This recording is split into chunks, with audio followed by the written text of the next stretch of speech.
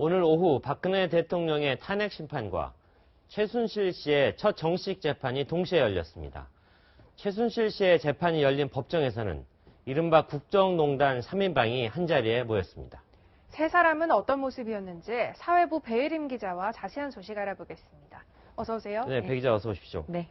네, 최순실 씨는 지난번 공판 준비 기일에 한번 출석을 했었고요. 이번에 정식 재판에 출석을 했는데요. 딸이죠. 정유라 씨가 덴마크에서 체포된 뒤에는 첫 출석이었는데 표정은 어땠습니까? 네, 최순실 씨는 딸 체포 소식에 정신적 충격을 받았다는 이유로 특검 조사에 불응했죠. 네. 최 씨의 모습이 마지막으로 공개된 건 지난 크리스마스 이브였습니다. 10여일 만인 오늘 최 씨의 얼굴을 볼 수 있었던 건데요. 지난달 19일 법정에서는 검찰을 노려보면서 이 기싸움을 하는 모습이 포착돼 비난 여론이 일었는데 이를 의식한 듯 오늘은 고개를 푹 숙이고 있었습니다. 안종범 전 청와대 수석은 고개를 숙이고 한숨을 쉬기도 했는데요. 이와 달리 정호성 전 청와대 비서관은 허리를 꼿꼿이 세운 채 앉아 있었고 재판 내내 결연한 표정이었습니다. 네, 이른바 네. 국정농단 3인방으로 불리는데 이 세 사람 사실 그동안 만난 적 없었을 텐데 서로 아는 체는 하던가요?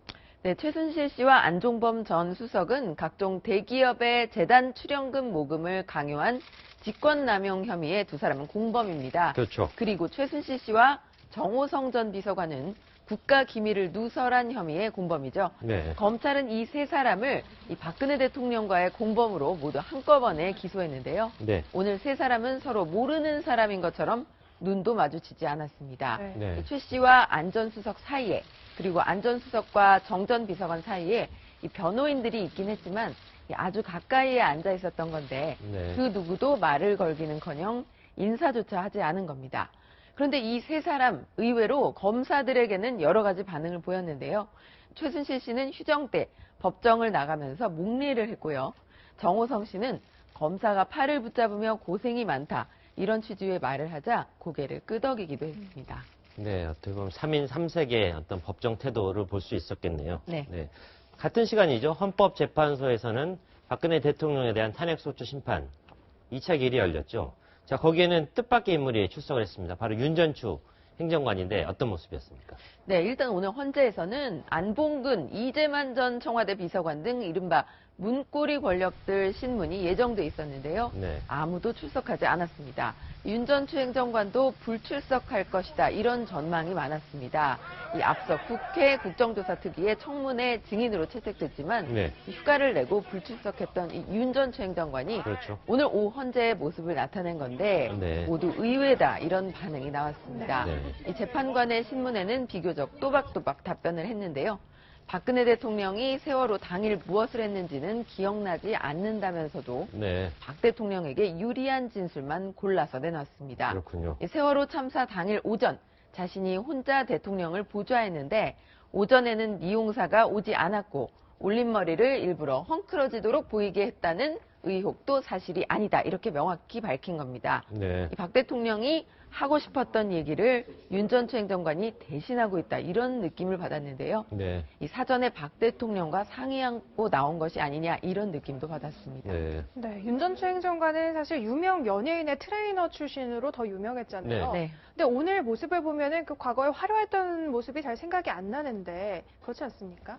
네, 윤전추 행정관은 오늘 검은색 플라스틱대 안경을 썼습니다. 네. 범죄 사건에 연루돼 수사기관에 출석할 때 이 검은색 뿔테 안경을 쓰고 나타나는 경우가 종종 있는데요. 그렇죠. 최순실 씨도 구속된 뒤에는 굵은 뿔테 안경을 썼고요.